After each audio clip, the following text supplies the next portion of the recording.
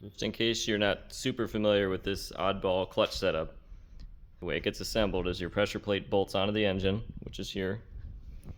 This plate is going to sit on here, and then this snap ring is going to go in to hold this plate in.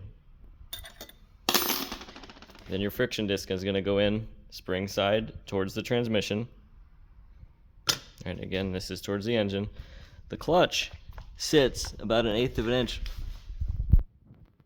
above the friction material. This clutch will never ever engage because these rivets are sitting on top of that metal plate. These rivets here, the gold ones, are hitting the edge of this metal plate. There's no configuration where this could ever work, ever, on this clutch. They've provided the wrong part for this transmission. I don't know where this disc came from or what assembly they built it off of. This is the correct spline shaft, like it physically engages into the transmission, but this hub distance is totally wrong.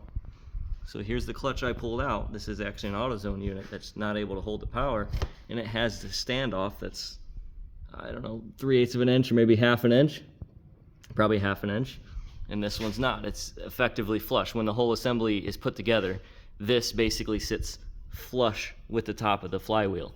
This one does.